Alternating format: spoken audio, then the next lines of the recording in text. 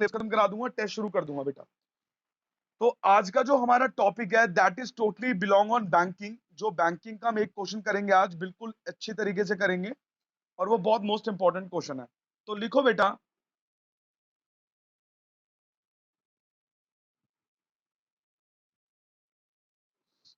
बेटा screen share तो है।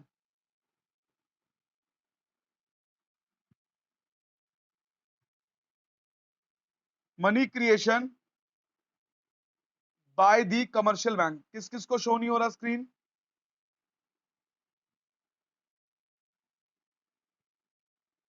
अब हो रही है स्क्रीन शो सबको?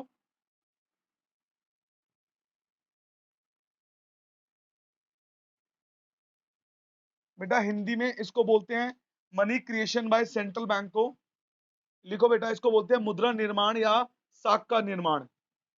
इसको बोलते हैं मुद्रा मुद्रा निर्माण या साख का निर्माण बोलते हैं बेटा इसको, कि किस तरीके से बैंक में हमारे पैसे डबल होते हैं और कैसा बैंक हमारा पैसे कमाता है। ठीक है बेटा, ये बहुत इंपॉर्टेंट है क्योंकि इसके बिना ये चैप्टर अधूरा है। मनी क्रिएशन का मतलब कैसे बैंक पैसे कमाता है। How bank create money. How bank create money, समझ आया बेटा? प्राची बेटा, दीपिका बेटा, शानू बेटा। हाँ हाँ, साख का मतलब मुद्रा ही होता है बेटा। ठीक है, आगे चलते हैं। अब मैं एक एक करके लिखवा रहा हूं, आप कॉपी करते रहना, और इसके अलावा पेपर में भी कुछ मत लिखना। तो बेटा लिखो प्रोसेस, मैं हिंदी में भी दे दूंगा, पहले आप इंग्लिश में लिखो सारे। Process of money creation by the commercial bank.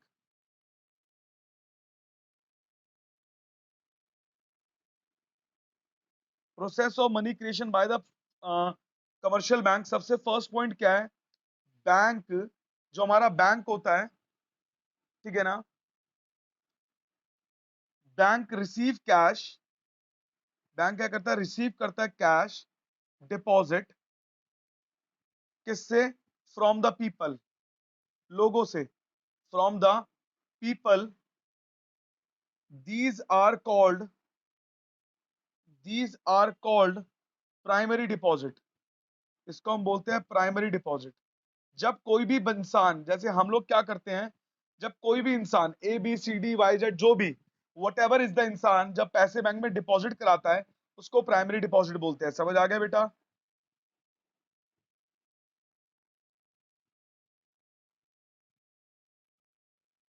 बेटा मेरे हिसाब से अगर आप लिखोगे तो आपके लिए बढ़िया रहेगा, आपको हाथों हाथ याद हो जाएगा। वैसे तो मैं यूट्यूब में डाल ही दूंगा, बट स्टिल आप इसको लिखोगे तो आपकी मर्जी है, आपकी मर्जी जैसा आपको ठीक लगे बेटा।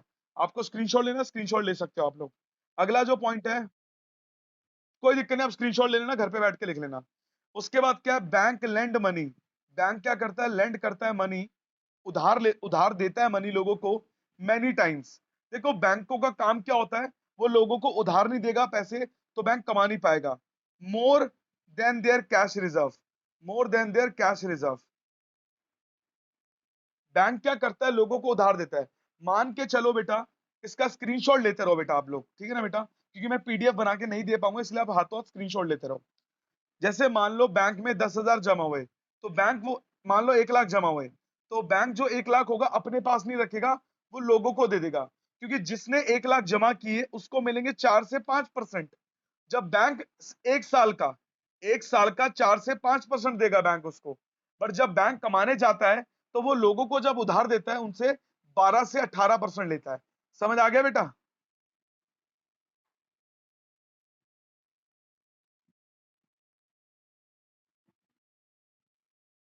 हाँ ईयरली बेटा, बेटा ईयरली होता है बेटा, मंथली किसी का कोई बैंक नहीं करता। समझ आ गया बेटा?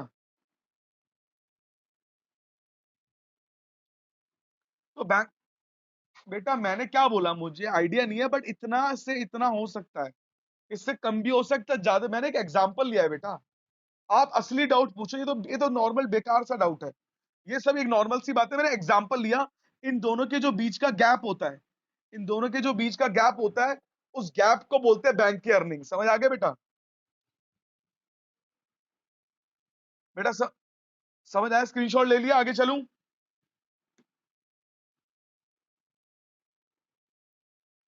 हाँ, अब देखो इसका जो थर्ड पॉइंट है, थर्ड पॉइंट क्या है? Money is lent by the commercial bank. जो मनी होता है, लेंड करा जाता है, जो उधार दिया जाता है, कौन? कमर्शियल बैंक देता है। कमर्शियल बैंक देता है लोगों को, not in the form of cash. Cash की फॉर्म में नहीं देता है, not in form of cash. ये लोगों के अकाउंट में क्रेडिट करता है, but in the form of credit entry. कभी भी आपने नहीं सुना होगा कि बैंक कैश में लोन दे रहा है। ये लोगों के अकाउंट में डाल देता है पैसा, in the account of borrower, in the account of the borrower, in the account of the borrower. ये लोगों के बैंक में डाल देता है।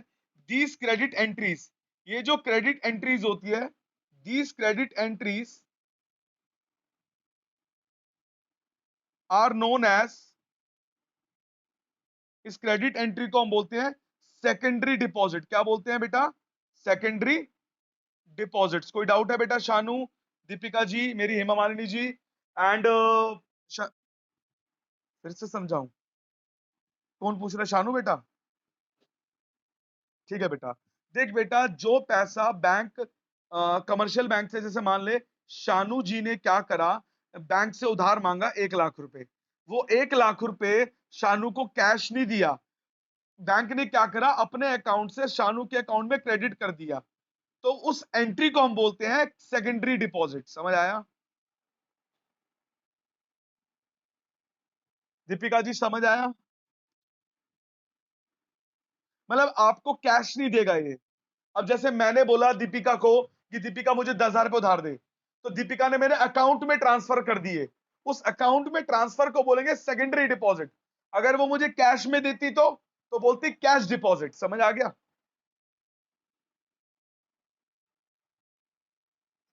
आगे चलते हैं, स्क्रीनशॉट ले लिया आपने, आगे चलता हूं मैं।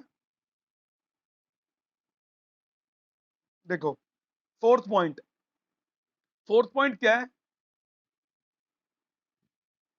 दी बोरोवर कैन इशू, जो बोरोवर होते हैं इशू कर सकते हैं against credit loans in their account. Borrower can issue against credit loans in their account, अपने अकाउंट में कर सकते हैं वो। ठीक है? द चेक सर्कुलेट, इसका मतलब समझाता हूं।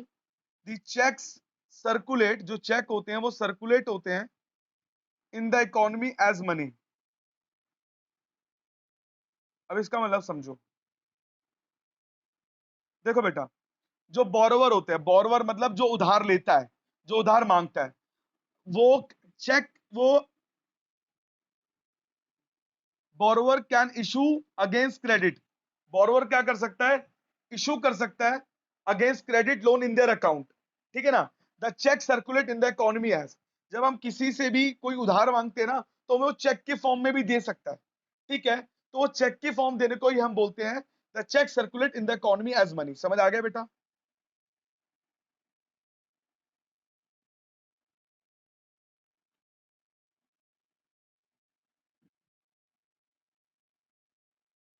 ठीक है बेटा। अभी तुमने देखा होगा, जैसे मुझे तुमसे फीस लेनी है, तुमने बोला कि सर मैं आपको चेक दे दूंगा, तो क्या मैं मना कर दूंगा?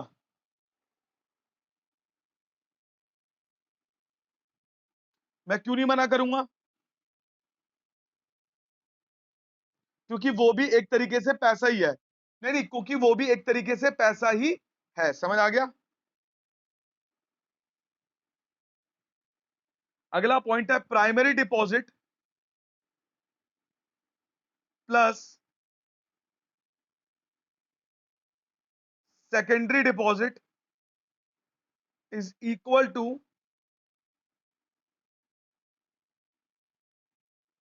Demand deposit held by the public in the commercial bank. देख बेटा, ये क्या होता है? Primary deposit plus secondary deposit, ये किसके इक्वल होता है? Demand deposit held by the public, जो भी डिमांड डिपॉजिट होती है पब्लिक की इन द कमर्शियल बैंक में। समझ आ गया बेटा? पक्का इजी लग रहा है, मुश्किल लग रहा है? ठीक है, क्योंकि आज हमें एक ही क्वेश्चन करना है और आपको इसी क्वेश्चन को ढंग से करना है। इसी क्वेश्चन के ऊपर कम से कम 5 से 6 एमसीक्यू बन सकते हैं। हाँ, किसी को डाउट है अभी भी? ठीक है, छठा बेटा, टोटल डिमांड, अगर राइटिंग में दिक्कत है तो बता देना। Total demand deposits with the bank are many times more than the cash reserve, more than the cash reserve of the commercial bank।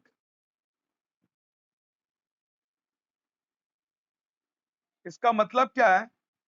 इसका मतलब यह है कि जो टोटल डिमांड डिपॉजिट है, टोटल डिमांड डिपॉजिट का मतलब क्या हो गया? Primary deposit plus secondary deposit.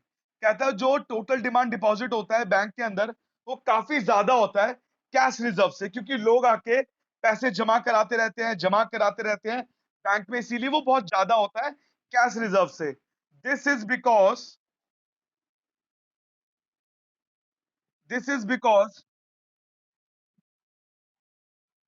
बेटा वो तो सारी सारी सारी लिमिट होती है। अरे बोलने तो दे मेरी माँ, होती है लिमिट, बोलने तो दे। मेरी हेमा मालिनी, लिमिट होती है।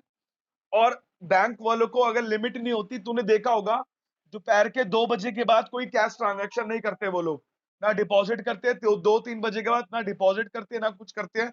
वो कहते हैं नेक्स्ट डे आना, क्योंकि वो लिमिट सेट करते हैं।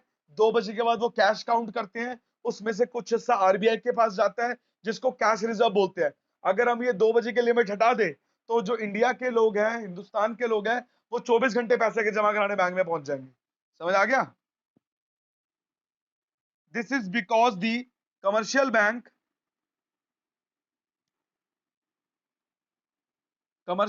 know by way of their historical experience। उनका एक बहुत पुराना हिस्टोरिकल एक्सपीरियंस है, इसीलिए उन सबको पता है।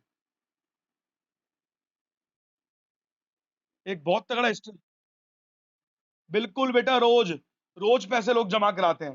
दैट ऑल द डिपॉजिटर्स, जितने भी डिपॉजिटर्स होते हैं, ठीक है, would not would not show up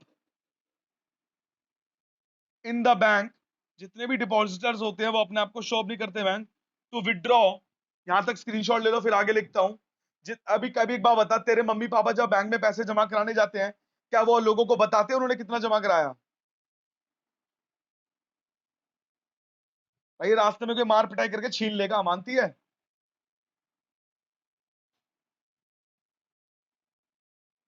ठीक है, तो would not show up in the banks to banks to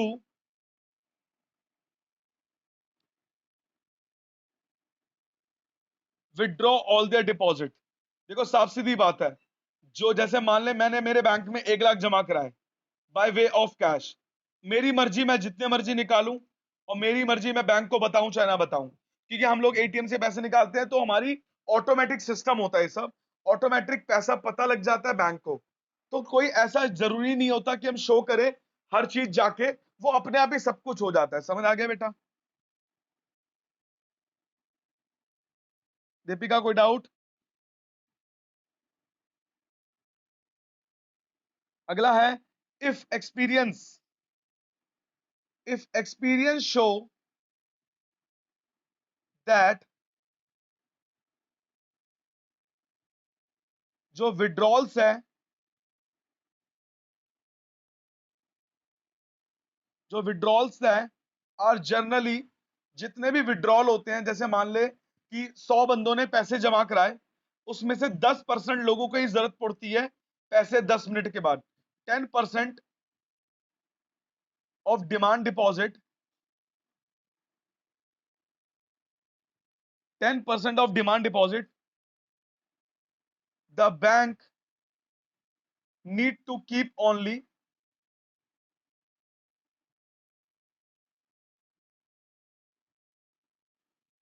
need only 10% of deposit as cash reserve. Bank सिर्फ क्या करता है, 10% ही कैश रिजर्व रखता है और बाकी सब कुछ सबको लोन में दे देता है। 10% क्यों रखता है, क्योंकि मान लो मैं गया बैंक में 10,000 जमा कराए, शायद मुझे अगले पल ही जरूरत पड़ जाए उस 10,000 रुपए की, तो इसीलिए वो 10% पैसा अपने पास रखता है, बाकी सब कुछ वो लोन में दे देता है। समझ आ गया? समझ आया बेटा सबको?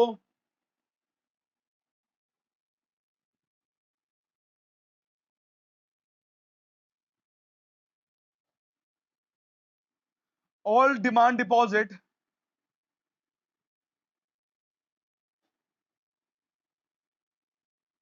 जितना भी डिमांड डिपॉजिट है किसके पास,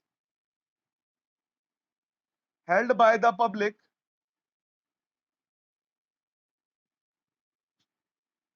serves as money supply, serve होता है मनी सप्लाई के द्वारा हमारी इकोनॉमी में, in the economy,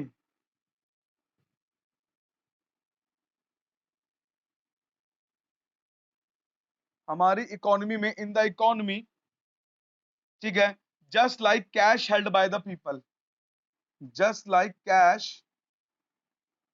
held by the people. समझ आ गया बेटा? देखो जितना भी डिमांड डिपॉजिट, हाँ मैंने बताया नहीं, मैं भी बेवकूफ हूं, जितना भी डिमांड डिपॉजिट होता है वो सारा पब्लिक के पास होता है, क्योंकि देखो सिंपल सी बात है, पैसा कंज्यूमर के पास ही होगा ना, पब्लिक के पास ही होगा, क्योंकि पैसा सर्कुलेट तो कंज्यूमर के पास ही हो रहा है, कंज्यूमर से फर्म, फर्म से कंज्यूमर, कंज्यूमर से फर्म, फर्म से कंज्यूमर। तो जितना भी डिमांड डिमांड डिपॉजिट होता है वो हेल्ड बाय द पब्लिक होता है as money supply in the economy, just like cash, जैसे कैश की बात करी जाए, वो कैश भी लोगों के पास ही पड़ा होता है। समझ आ गया?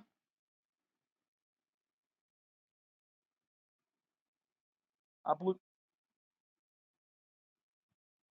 नहीं नहीं, किसने बोला बेटा तो पैन कार्ड देना पड़ता है? अरे वो लोग पैन कार्ड देते हैं ना, इसलिए घर वाले जमा नहीं कराते। डिमांड डिपॉजिट, जो भी डिमांड डिपॉजिट होती है, सर्विंग एज, क्या करते हैं, money supply, serving as money supply, कहां पर, इज कॉल्ड बैंक मनी। जितनी भी डिमांड डिपॉजिट होती है जब हम मनी सर्व करते हैं इकोनॉमी के अंदर, उसको हम क्या बोलते हैं, बैंक मनी बोलते हैं। क्या बोलते हैं बेटा, bank money. This is called, जितनी भी डिमांड डिपॉजिट होती है सर्व होती है मनी सप्लाई, इकोनॉमी के अंदर प्राइमरी डिपॉजिट, सेकेंडरी डिपॉजिट को मनी सप्लाई बोलते हैं, क्यों, उसके अंदर मनी होता है, तो इसको हम बोलते हैं बैंक मनी बोलते हैं। क्या बोलते हैं बेटा, बैंक मनी। कोई डाउट? तो दिस इज मनी, ये जो मनी है क्रिएटेड बाय बैंक, क्या क्रिएट करते हैं, क्रिएटेड बाय बैंक्स, बिकॉज, क्यों बोलते हैं, बिकॉज दिस इज सर्कुलेटिंग, ये क्या होता है, सर्कुलेट होता है, this is circulating in the system, हमारे सिस्टम के अंदर, not in the form of cash, हम लोग कैश में किसी को पैसे नहीं देते, बैंक वाले सबको सिस्टम के अंदर ही सर्कुलेट होता है। अब मैं, तूने मेरे अकाउंट में फीस डाली, तूने मेरे अकाउंट में फीस डाली, क्या तूने मुझे कैश दिया फिर भी मेरे अकाउंट में पैसे क्रेडिट हो गए, ऐसा होता है ना बच्चों, but in the form of cheque issued by the bank, cheque issued by the bank to the holder of demand deposit, to the holder of demand deposit. देखो सिंपल सी बात है, मेरे को किसी बच्चे से फीस लेनी है, अगर वो मुझे चेक दे देता है, मैं चेक बैंक में लगा देता हूं, तो उस चेक का मालिक मैं हुआ, जिसने मुझे चेक दिया उसके अकाउंट में से पैसे कटेंगे। तो यही सिस्टम होता है हमारे इकोनॉमी के बैंकों का। समझ आ गया बेटा?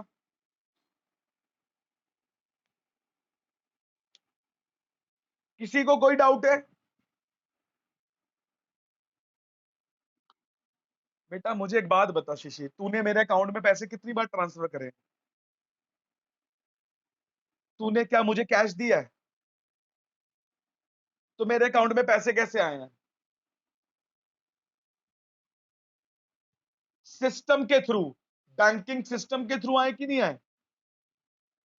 तो वही तो बता रहा हूं बेटा। अब समझ आया?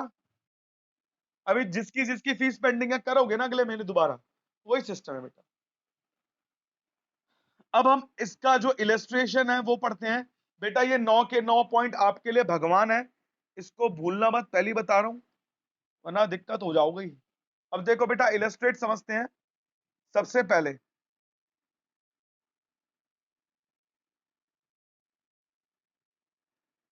इलस्ट्रेशन नंबर 1 देखो समझते हैं। पहले हम समझेंगे सिंगल बैंकिंग सिस्टम से।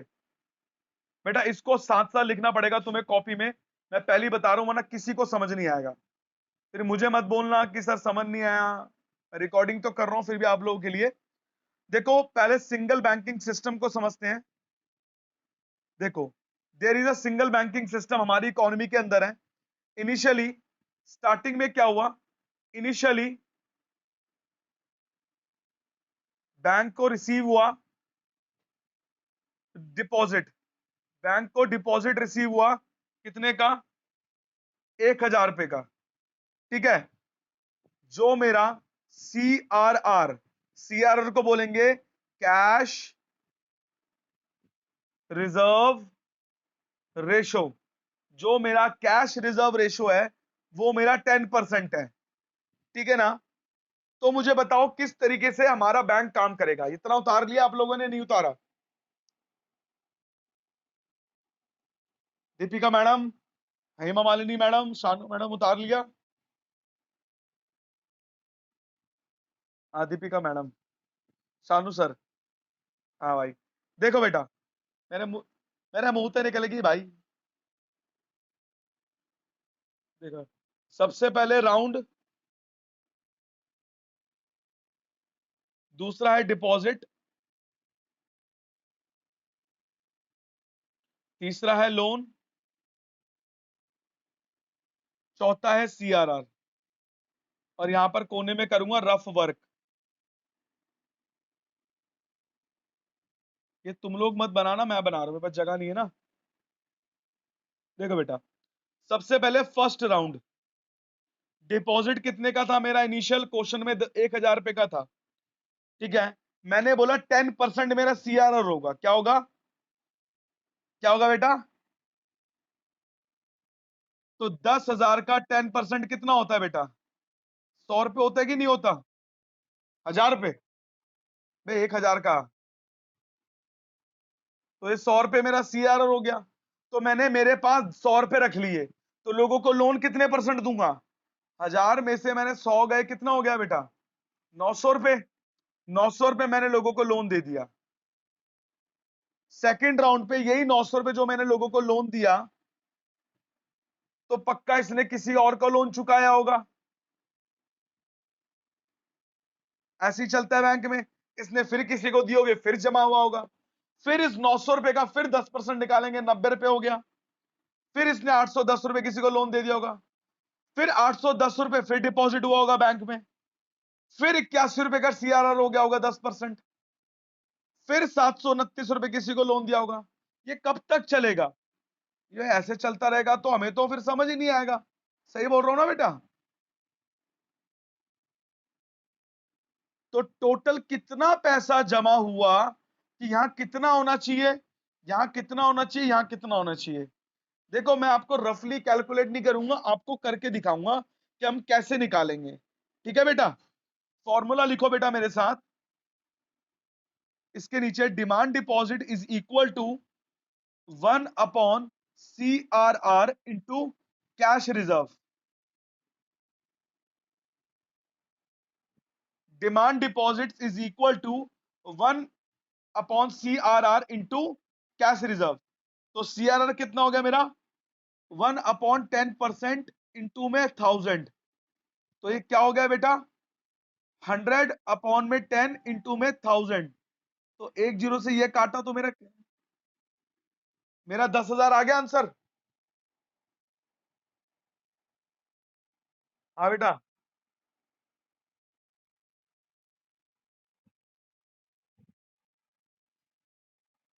बता रहा हूं पहले तो, मैं समझा रहा हूं, वो तेरे को समझ नहीं आएगा क्योंकि बैंक में जाने ही समझ आएगा। अभी समझा रहा हूं बेटा, पहले ये कैलकुलेशन समझ आई बेटा। मैं दोबारा बता रहा हूं। डिमांड डिपॉजिट का फॉर्मूला होता है 1/CRR इंटू में कैश रिजर्व, सॉरी, इंटू में कैश रिजर्व, हाँ। 1/CRR मेरा कितना है? 1/10% इंटू में कैश रिजर्व था 1000 रुपीज, तो हो गया 100 इंटू 1000, मेरा कितना आ गया? 10,000। समझ आया बेटा? अब जो बात है उसको हम समझते हैं कि इसकी बात भी सही है कि सर आपने जो कर तो दिया, आपने जो उसको सबसे पहले राउंड में, first round, second round, third round, फिर था डिपॉजिट। डिपॉजिट में था 1000, 900 और 810, और जो मेरा लोन था वो था 900।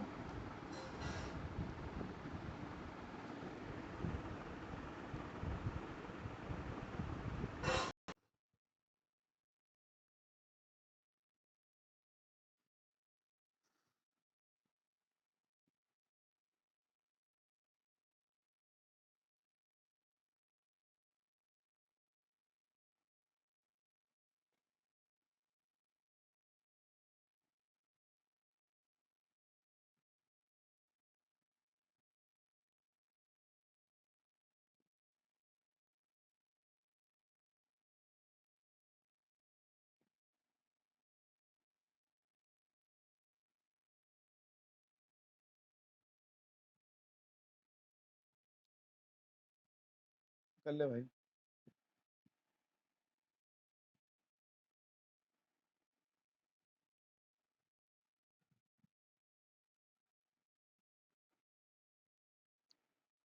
अरे हाँ, हाँ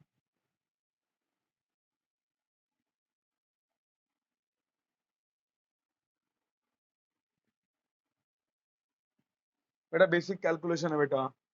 जब 1/10% लिखेगा तो ये 10% के नीचे 100 आएगा, ये ऊपर नहीं जाएगा बेटा।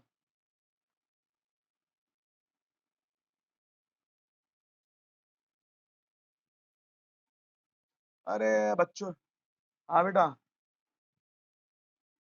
अरे मेरे भाई रुक जा, बता रहा हूं, रुक जा रुक जा। डिमांड डिपॉजिट इक्वल टू, एक भी रुक जा, बता रहा हूँ। Demand deposit upon CRR into में कैश रिजर्व, ये था मेरा 1/1 ही होगा।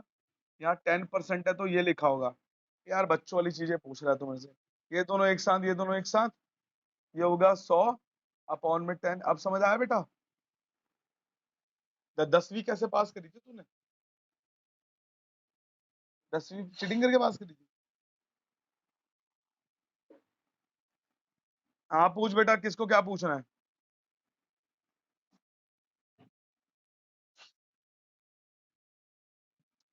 हाँ बेटा, हाँ।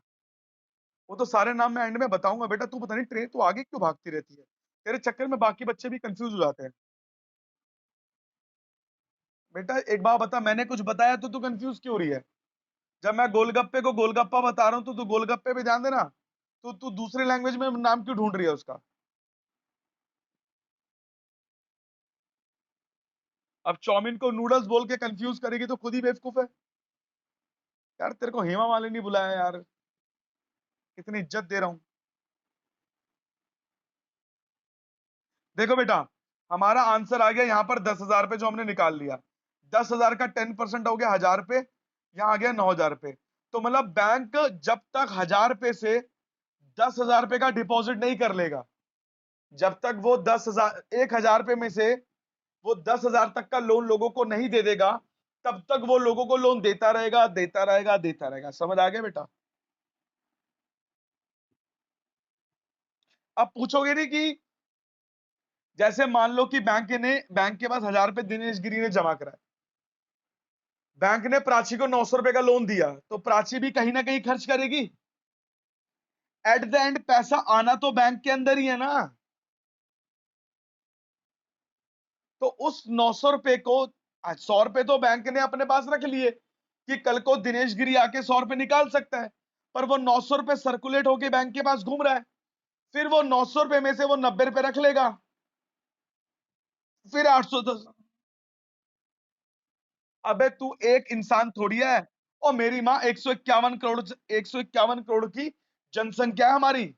तो ये 1000 रुपए को मत सोचो, 151 करोड़ लोगों ने पैसे जमा कराए, ये सोचो आप। अब समझ आया? Actually we are studying about macro economics.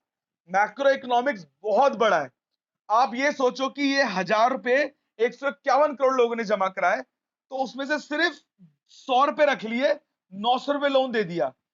मुझे एक बात बताओ, जितना भी इकोनॉमी में पैसा होता है वो आता कहां से? बैंक से ही आता है कि नहीं आता? जाता कहां है? बैंक में जाता है कि नहीं जाता? बस। हाँ बेटा, बोल दीपिका बेटा।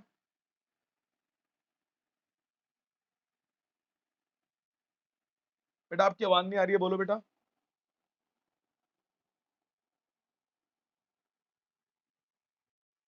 अच्छा अच्छा अच्छा अच्छा। बेटा समझ आया आप लोगों को?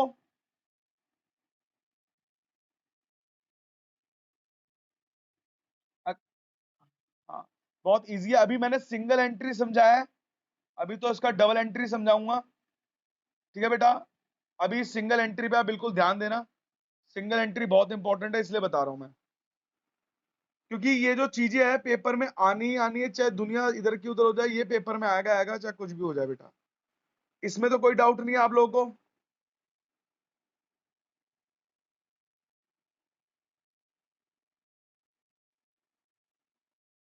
ठीक है बेटा। बेटा अभी मैं इसमें इस चैप्टर में इसलिए स्लो स्लो चल रहा हूं, हमारे पास बहुत टाइम है। इंडियन इकोनॉमिक्स बहुत छोटी है अकॉर्डिंग टू मी। वैसे भी मैं आप लोगों की एक्स्ट्रा क्लास भी रखने वाला हूं, जिसमें आपका इंडियन इकोनॉमिक्स को एक बैच के साथ मर्ज करके उसके कुछ चैप्टर्स भी करवा दूंगा, बिल्कुल टेंशन मत लेना। इंडियन इकोनॉमिक्स जल्दी हो जाएगी। मैक्रो में क्या है कि तुम लोगों को डीप में समझाना पड़ रहा है, इसीलिए मैं खुद जानबूझ के ज्यादा टाइम ले रहा हूं कि तुम्हें इजी तरीके से समझ आए। अरे बेटा तू तो बेटा बेटा लाइफ में ना हर चीज डीप में अच्छी नहीं लगती। डीप में वही इंसान जाता है जिसको नॉलेज ही नहीं है शॉर्टकट कैसे होते हैं। फिर वो बोलता है कि, फिर वो टीचर्स पे ब्लेम करता है। अरे यार वो टीचर तो फलान यार डीप में पढ़ाता ही नहीं है, उसको नॉलेज ही नहीं होगी। अबे डीप में वो पढ़ाओ जो काम पे आएगा, वही पढ़ाऊंगा कि फालतू की बातें पढ़ाता रहूंगा? अब मैं पूछ रहा हूँ कि, मैं अपनी हेमा मालिनी से पूछ रहा हूँ कि what is your father name, वो बता रही है मेरे दोस्त का नाम ये है, मेरे भाई का नाम ये है, मेरी मम्मी का नाम ये है, मेरे चाचा का नाम ये है, पापा का नाम बता ही नहीं रही है। तो it's better to focus what is exactly coming on the exam. Deep में तो बाद में भी पढ़ लेंगे बेटा।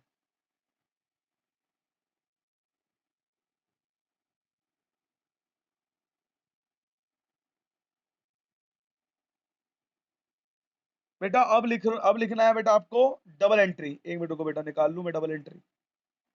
देखो,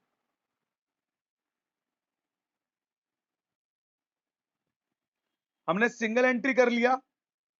सिंगल एंट्री के कुछ थ्योरी है, उसको लिखते हैं। देखो, in the first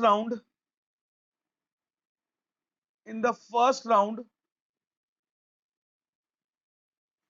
bank receives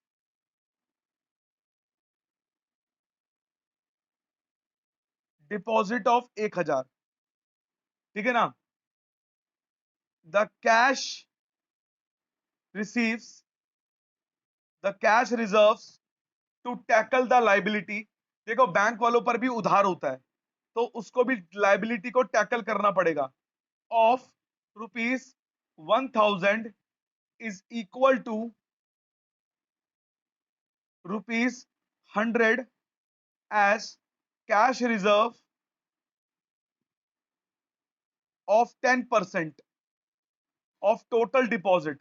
जितना भी टोटल डिपॉजिट हुआ, हमें उसका 10% लाइबिलिटी के लिए रखना पड़ेगा, लोगों ने जो हम पे डिपॉजिट कराया है। बेटा अगर मैं बैंक पे पैसे डिपॉजिट कराता हूं, तो वो बैंक की लाइबिलिटी हो जाती है। इंप्लाइंग दैट द बैंक, जो बैंक होगा, हैव एक्सेस रिजर्व, उसके पास क्या होता है, एक्सेस रिजर्व, उसको रखना पड़ता है बेटा।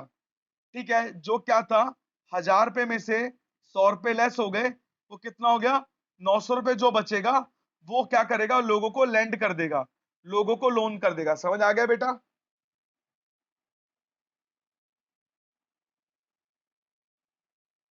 ठीक है बेटा, मैं इसका स्क्रीनशॉट ले लो फटाफट से, फिर आगे चलता हूं।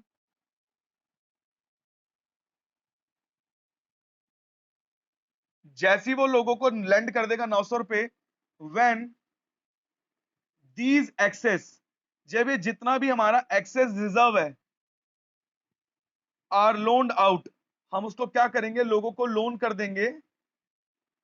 Deposit of the bank, deposit of bank are raised by, अगर मैं बैंक वाले किसी को लोन देते हैं तो कहीं ना कहीं उनको पता होता है मेरा ये मुझे कहीं ना कभी वापस मिलेगा। तो कहीं ना कहीं 900 रुपए बैंक ने क्या करा, लोगों को लोन लोन दे दिया, तो एक तरीके से उसका सेफ है, डिपॉजिट उसका सेफ है। The bank need to hold, bank क्या करेगी, need to hold cash reserve, वो क्या करेगी, होल्ड करेगी कैश रिजर्व एज 10% ऑफ ₹900 और ₹90, जो 90 रुपीज होता है, या 10% 900 रुपए का। उसके बाद क्या करेगी बैंक, नाउ एक्सेस रिजर्व, जो एक्सेस रिजर्व होगा किसका, ऑफ द बैंक, बैंक का जो एक्सेस रिजर्व होगा इज 900 माइनस 90 इज 810, इसको भी हम क्या करेंगे, लोगों को लोन्ड आउट कर देंगे, लोन्ड आउट कर देंगे। द प्रोसेस, जो ये प्रोसेस होगा कंटिन्यू रहेगा, बिल्कुल कंटिन्यू रहेगा। कब तक, जब तक टोटल डिमांड डिपॉजिट, जब तक मेरा टोटल डिमांड डिपॉजिट कितना ना हो जाए, 10,000 रुपए, क्योंकि ये मैंने खुद से निकाला है, फॉर्मूला मैं बता चुका हूं, और मेरा कैश रिजर्व कितना ना हो जाए, 1,000 रुपए, तब तक मैं लोगों को लोन देता रहूंगा। समझ आ गया बेटा? समझ आ गया बेटा? किसी को भी कोई डाउट है? बस आज का लास्ट पॉइंट लिख लो जो एमसीक्यू के लिए आएगा, फिर हम नेक्स्ट क्लास में करेंगे और डीप में। बेटा प्राइमरी डिपॉजिट बता दिया मैंने, सेकेंडरी डिपॉजिट बता दिया। ठीक है, अब लिखो डेरिवेटिव डिपॉजिट। ये आपकी बुक,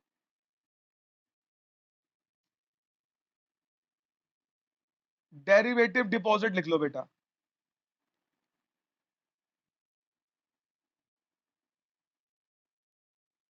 लिखो बेटा,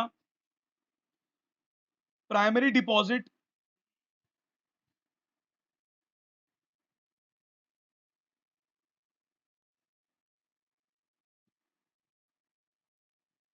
indicate saving of the depositor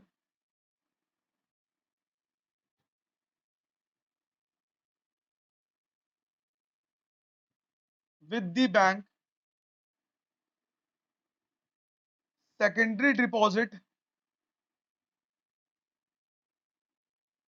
indicate borrowing of the depositors